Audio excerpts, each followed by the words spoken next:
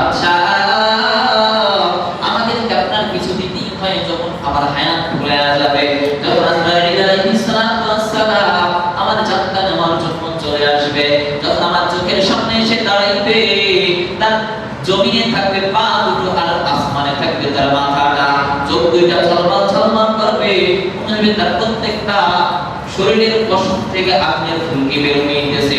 এই ভয়ঙ্কর পরিস্থিতিতে প্রত্যেকটা মানুষের চোখ উল্টে যাবে, বুক ফেটে যাবে, হার্ট স্ট্রোক করবে। রে বাচ্চা, এমন কঠিন মুহূর্তে যদি আপনার কিছু দিতে মন চায়, আমাকে আজরাইলের হাত থেকে আমার জীবনটা বাঁচাইয়া দিয়ে আল্লাহ রব্বুল ইজ্জতের দরবার সম্মানিত শুকর সুজুদ দিয়ে রব্বুল ইজ্জত রব্বুল আলামিন আপনাকে আমাকে দয়া করে মায়া করে মুহাব্বত করে ভালোবাসে দীর্ঘ সপ্তাহ পরে জুমার নামাজ আদায়ের লক্ষ্যে উদ্দেশ্যে আল্লাহ পাক রব্বুল আলামিনের ঘর মসজিদে আসার বসার তৌফিক দান করেছেন। এই জন্য মহান রব্বুল ইজ্জতের দরবারে সকলে আমাদের স্থল থেকে দীর্ঘ উজার করে শান্ত চিত্তে করে আলহামদুলিল্লাহ আলহামদুলিল্লাহ।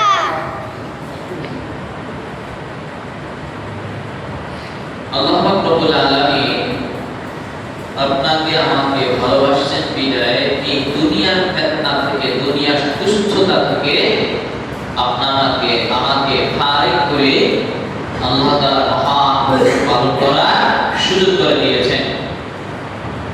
আর যদি ভালো না বাসতেন তাহলে এখনো যারা দুনিয়ার কাজে ব্যস্ত রয়েছে আপনাকে আমাকেও ওই দুনিয়ার কাজে ব্যস্ততার ভিতরে রেখে দিতেন। তো যেহেতু আমরা এখন মহান রব্বুল আলামিনের হুকুম পালন করতে আসা তৌফিক হয়েছে, এই জন্য আমরা বুঝতে হবে যে আল্লাহ পাক রব্বুল আলামিন আপনাকে আমাকে ভালোবাসছেন, মায়া করছেন, মহব্বত করছেন। শুধু তাই না, বরং কবুল করে আল্লাহর ঘর পর্যন্ত এনেছেন। এই জন্য আরেকটা করে আলহামদুলিল্লাহ। সম্মানিত হাজিরিন, আপনার মাঝে ছোট্ট একটা আয়াত রয়েছে। আল্লাহ পাক রব্বুল আলামিন এই আয়াতের ভিতরে বলেন, বাল তুকসিরুনাল হায়াতাদ দুনিয়া ওয়াল আখিরাতু খায়রুন ওয়া আবকা। আল্লাহ পাক রব্বুল আলামিন ইজ্জত করেন যে তোমরা দুনিয়াকে যে অগ্রাধিকার দিয়ে থাকো, দুনিয়াকে যে তোমরা প্রাধান্য দিয়ে থাকো, অথচ এই দুনিয়া থেকে ওয়াল আখিরাতু আখিরাত খায়রু উত্তম ওয়া আবকা, এবং এটা স্থায়ী, এটা চিরস্থায়ী থাকবে, এটা বাকি থাকবে। তোমরা যে এই দুনিয়াকে প্রাধান্য দাও, এই দুনিয়া হলো ক্ষণস্থায়ী, এই দুনিয়ার কিচ্ছু থাকবে না, সব কিছু তুচ্ছ, সব ধ্বংস হয়ে যাবে। বল আখিরাতু খায়রুন ওয়া আবকা, কিন্তু আখিরাত হলো চিরস্থায়ী, এই আখিরাত থাকবে। আখিরাত হলো দুনিয়া থেকে উত্তম। আল্লাহ নবী সাল্লাল্লাহু আলাইহি ওয়াসাল্লাম হাদিসের ভিতরে ইরশাদ করেন যে এই দুনিয়াকে যদি আল্লাহ তাআলা একটা মাছির ডানা পরিমাণ যদি মূল্যায়ন করত, আল্লাহ পাক রব্বুল আলামিন যদি এই সমগ্র পৃথিবীটাকে যদি একটা মাছির ডানা যে মূল্য আছে এই পরিমাণ যদি মূল্যায়ন করত, তাহলে এই পৃথিবীতে কোনো বেদুইন মুশরিক ইহুদি নাসারা খ্রিস্টানদেরকে আল্লাহ তাআলা দুশমনদেরকে এক ফোঁটা পানিও পান করাইতেন না। আল্লাহ হাদিসের ভিতরে ইরশাদ করেন, আল্লাহ নবী সাল্লাল্লাহু আলাইহি ওয়াসাল্লাম সুন্দর একটা উম্মাহকে সাহাবায়ে আজমাইনকে বুঝাইতেছে যে সাহাবায়ে কেরাম দেখো দুনিয়ার মূল্যটা আল্লাহ তাআলা নিকট কতটুকু। একটা সমুদ্রের ভিতরে যদি তোমার আঙ্গুলটা ডুবাও, আর এই আঙ্গুলটা ডুবানোর কারণে মহা সমুদ্র থেকে যেই পরিমাণ পানি ফোঁটা তোমার আঙ্গুলের মাথায় জমা হবে, ওই এক ফোঁটা পানির মূল্য আল্লাহ তাআলার কাছে এই পুরো দুনিয়ার মূল্য আল্লাহ তাআলার কাছে না। এই দুনিয়াটা হলো ক্ষণস্থায়ী, এটা হলো তুচ্ছ, এটা হলো একটা পরীক্ষার হক। আর দুনিয়া মাসরাফুল আখিরাহ। আল্লাহ নবী সাল্লাল্লাহু আলাইহি ওয়াসাল্লাম আল্লাহ হাদিসের ভিতরে ইরশাদ করেন যে আদ-দুনিয়া সিজনুল মুমিন ওয়া জান্নাতুল কাফির। এই দুনিয়াটা হলো কাফিরদের জন্য একটা জান্নাতখানা, পালাখানা, আরাম আয়েশের জায়গা, ভোগ বিলাসের জায়গা। কিন্তু মুমিনের জন্য এই দুনিয়াটা ভোগ বিলাসের জায়গা নয়, আরাম আয়েশের জায়গা নয়, বাহাদুরি করার জায়গা নয়, বরং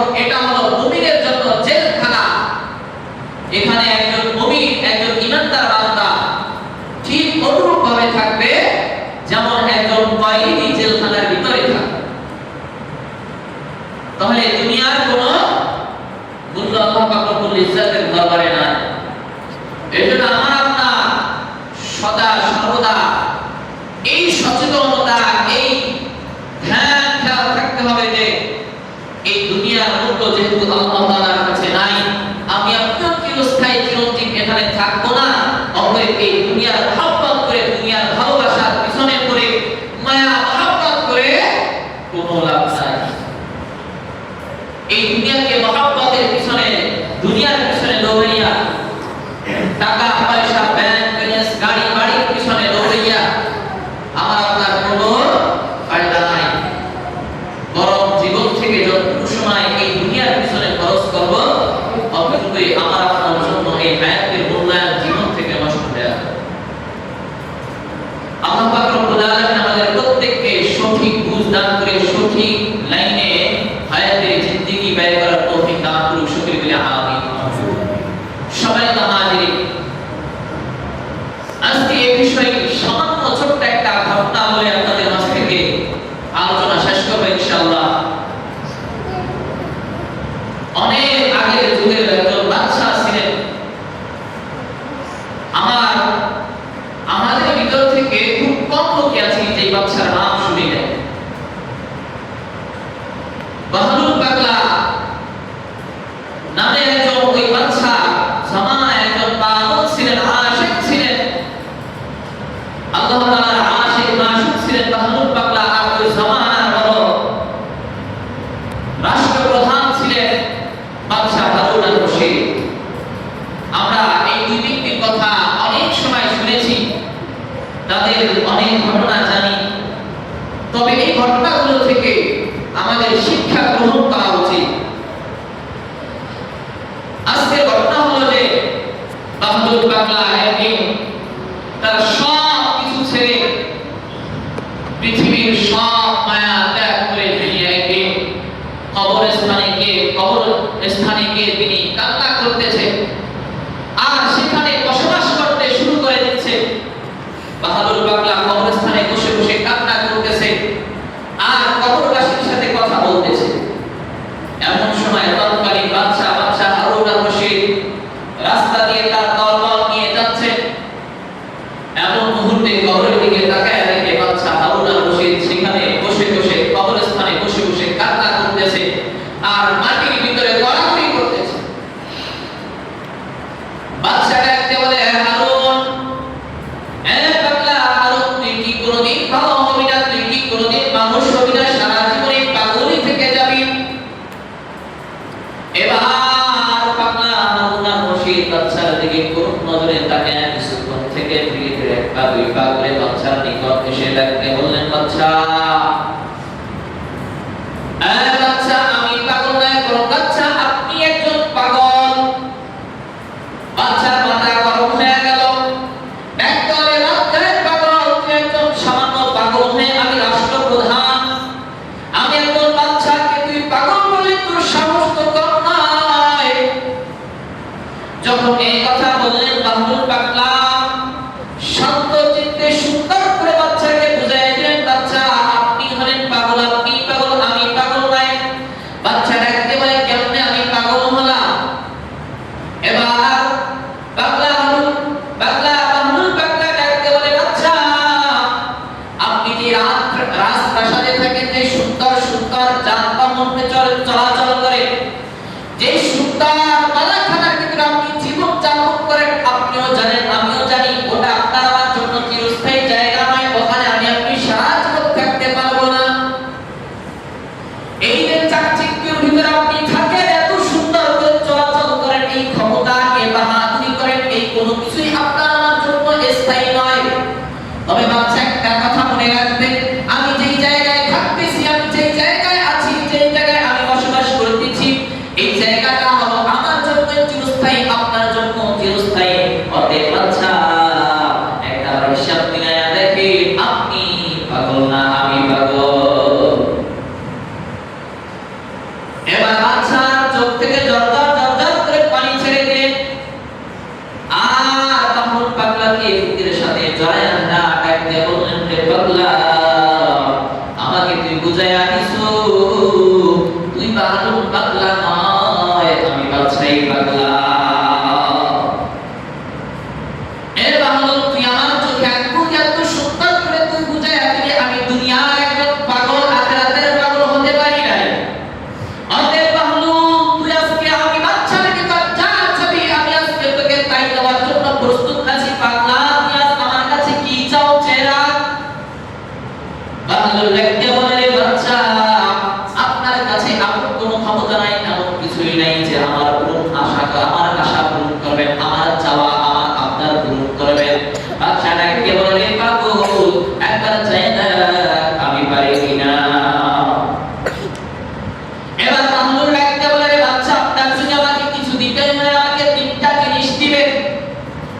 আপনার যদি আমাকে দিতে হয়, এক নম্বরে আমাকে দিবেন বাদশা, এই দুনিয়া চিরস্থায়ী থাকার জায়গা না, দুনিয়ায় আপনিও থাকতে পারবেন না, আমিও থাকতে পারবো না। কোন রাজা বাদশা, কোন বড় বড় প্রতাপশালী ক্ষমতাশীল কোন ব্যক্তি কেউ থাকতে পারে না, আর কেউ থাকতেও পারবে না, আমিও থাকতে পারবো না।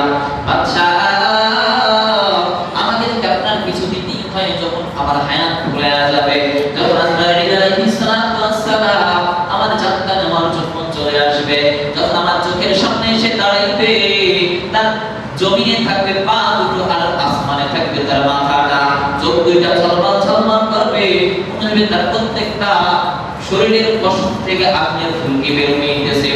এই ভয়ঙ্কর পরিস্থিতিতে প্রত্যেকটা মানুষের চোখ উল্টে যাবে, বুক ফেটে যাবে, হার্ট স্ট্রোক করবে। রে বাদশা, এমন কঠিন মুহূর্তে যদি আপনার কিছু দিতে মন চায়, আমাকে আজরাইলের হাত থেকে আমার জীবনটা বাঁচাইয়া দিয়ে। এবার বাদশা ডাকতে বলে, পাগলা, আমার সাধ্য নাই তোর এই এক নাম্বার আত্মার পূরণ করা, আমি পারবো না। তাই বাদশা শুনেন, দুই নাম্বার আত্মা আমার। বাদশা যখন আমার মৃত্যু হয়ে যাবে, আমাকে গোসল করায়া, সাদা পোশাক পরায়া, এই দুনিয়ার সব কিছু থেকে আলাদা করে আমাকে যখন কবরস্থানে নিয়ে যাবে, এই কবরে যখন আমাকে নিয়ে আসবে, কবরে নিয়ে আসার পর আমাকে যখন এই মাটির গর্তের ভিতরে ছোট্ট একটা কবরের ভিতরে রাখবে, কবরের ভিতরে রাখার পর পাশের ছাউনি দিয়া উপরে যখন মাটি চাপা দিয়া আমাকে অন্ধকার কবরে রেখে আসবে, ডান দিকে তাকাবো, ডান দিকে মাটি, বাম দিকে মাটি, সামনে মাটি, পিছনে মাটি, নিচেও মাটির বিছানা, উপরেও মাটির ছাউনি। বাদশা, ঘোর অন্ধকার, চূড়ান্তের জন্য কবরটা হয়ে যাবে জাহান্নামের টুকরা। আল কবরু মিন রিয়াদিল জান্নাহ ওয়া উফরাতুম মিন হুফাইন নার। তার জন্য হয়ে যাবে কবরটা জান্নাতের বাগান, তার জন্য হয়ে যাবে জাহান্নামের টুকরা। বাদশা, কোন বেঈমানের জন্য, কোন নাফরমানের জন্য, গুনাহগারের জন্য এই কবরটা হয়ে যাবে সংকীর্ণ একটা জাহান্নামের গর্ত হয়ে যাবে। বাদশা, ডান দিকের মাটিগুলো, বাম দিকের মাটিগুলো কেমন করে চাপ দিবে, ডান পাশের হাড়গুলো বাম পাশের পাথরের হাড়ের ভিতরে ঢুকে যাবে।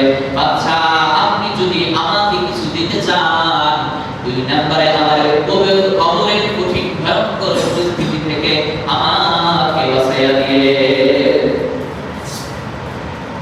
বাদশা ডাকতে বলে, রে পাগলা, এটাও আমি পারলাম না তোর পূরণ করতে, তোর তিন নম্বরে কি চাওয়া বল, আমার কাছে তিন নম্বরে কি চাস? বাহাদুর পাগলা বলে, বাদশা, আমার তিন নম্বরে চাওয়া হলো, যখন কাল কিয়ামতের ময়দানে হাসরের মাঠে, যখন কিয়ামতের ময়দানে হাসরের ময়দান কায়েম হয়ে যাবে, যখন সমস্ত মানুষগুলো ইয়া নাফসি বলে কান্না করতে থাকবে, সমস্ত মানুষগুলো ইয়া নাফসি বলে দৌড়াদৌড়ি করতে থাকবে, মানুষগুলো ছোটাছুটি করতে থাকবে, যখন সূর্যটা মাথার উপরে চলে আসবে, আর বলা আছে যে পুলসিরাত নামের একটা জায়গা আছে, এই পুলসিরাতটা হবে এমন, বাচ্চা, পুলসিরাতটা এমন হবে, চুলের থেকেও চিকন হবে, হীরার থেকেও ধার হবে। বাচ্চা, এত কঠিন হবে, তার তলদেশে থাকবে জাহান্নাম, নিচে আগুনগুলো উত্তপ্ত থাকবে, হম করে জাহান্নামবাসীগুলো কান্না করতে থাকবে। এর উপর দিয়ে কঠিন পরিস্থিতিটা পার করে আমার আপনার জাহান্নামের ভিতরে যাইতে হবে। বাচ্চা, ওই পুলসিরাতটা এমন হবে, কেউ যদি হাত দিয়ে ধরে হাতগুলো কেটে কেটে জাহান্নামের ভিতরে পড়ে যাবে, কেউ যদি পা কেটে কেটে জাহান্নামের ভিতরে পড়ে যাবে, মুখ দিয়ে যদি কামড়ায় ধরে সব কেটে গলে কষে সব কিছু জাহান্নামের ভিতরে চলে যাবে। বাচ্চা আপনার যদি আমাকে 3 নাম্বার কিছু দিতে হয়, ওই জাহান্নামের ওই কাল কিয়ামতের ময়দানে যখন পাপিষ্ঠ বান্দারা কেটে কেটে কেটে কেটে জাহান্নামের ভিতরে পড়ে যাবে আর ওই উত্তপ্ত আগুনের ভিতরে জ্বলতে থাকবে। বাচ্চা আমার যদি 3 নাম্বার কিছু দিতে হয়, ওই কঠিন পরিস্থিতির সময় আমাকে পুত্রটা পাঠিয়ে জান্নাতে পাঠিয়ে দিয়ে। এবার বাচ্চাটা বলে রে বাহলুল, তুই যে আল্লাহ তাআলার পাগল, তুই যে সদা সর্বদা জাহান্নাম নিয়ে ভাবো, জান্নাত নিয়ে ভাবো, তুই যে সদা সর্বদা পরকাল নিয়ে ভাবো। তোরে আমরা ভাবছি দুনিয়ার পাগল, কিন্তু তুই দুনিয়ার পাগল না, তুই দুনিয়া আখিরাতের পাগল। তুই সদা সর্বদা আল্লাহকে নিয়ে ভাবো, আখিরাত নিয়ে ভাবো, কবর নিয়ে ভাবো, জাহান্নাম নিয়ে ভাবো, জান্নাত নিয়ে ভাবো, কিয়ামত নিয়ে ভাবো। আর আমরা ভাবি দুনিয়া নিয়া। আসলে তুই পাগল না, পাগল হলাম আমি হারু। এই দুনিয়া হলো ক্ষণস্থায়ী, দুনিয়া থাকার জায়গা না। এটা বাহাদুর পাগলা বুঝতে পারছে, যার কারণে দুনিয়ার মায়া মহব্বত ভালোবাসা অর্থ করি ব্যাগ করে সব কিছু ছেড়ে বাহাদুর পাগলা আখিরাতের সামানা জোগাড় করার জন্য কিভাবে কবরটাকে জান্নাতের টুকরা বানানো যায়, কিভাবে সিরাতটা বৃষ্টির গতিতে পার হওয়া যায়, কিভাবে রাসূলের সুপারিশ পাওয়া যায়, এই চিন্তায় তিনি পাগলের বেশে এদারে উদারে ঘুরতেন আর রবের নাম জপতেন। এজন্য আমার আপনার আমি আপনিও যারা দুনিয়ার পিছনে সদা সর্বদা দৌড়ে দিয়েছে, এই দুনিয়া আপনাকে আমাকে ধ্বংস করে দেবে। যার যত দুনিয়ার ভিতরে সামানা থাকবে, কাল কিয়ামতের ময়দানে তার তত বেশি হিসাব হবে, তার তত সময়টা তত কঠিন হবে। কাল কিয়ামতের ময়দানটা কেমন হবে এই বিষয়ে আমার আপনার খুব ভালো ধারণা আছে,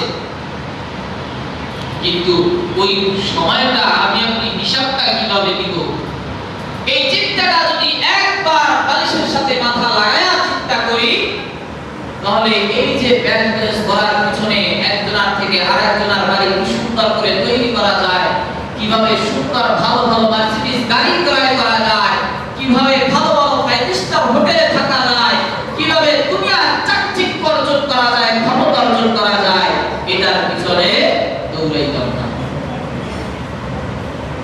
সব কিছু তুচ্ছ মনে হতো, যেটা আল্লাহ তাআলা নিকট সমস্ত পৃথিবীটাকে একটা মাছের দানার পরিমাণ কোনো মূল্য নাই। এইভাবে যদি আমি আপনিও ভাবতাম, তাহলে আমার আপনার জীবনটাও, আমার আপনার ঈমানটাও আরো মজবুত হয়ে যাবে। আল্লাহ পাক রব্বুল আলামিন আমাদের প্রত্যেককে এই শিক্ষণীয় ঘটনা থেকে সঠিক জ্ঞান অর্জন করে আখিরাতের চিন্তা ফিকির প্রত্যেকের ভিতরে ঢোকার তৌফিক দান করুন। আখিরাতের চিন্তা ফিকির করে, কবরের চিন্তা ফিকির করে আমাদেরকে অন্ধকার কবরের জন্য নেক আমল করে অন্ধকার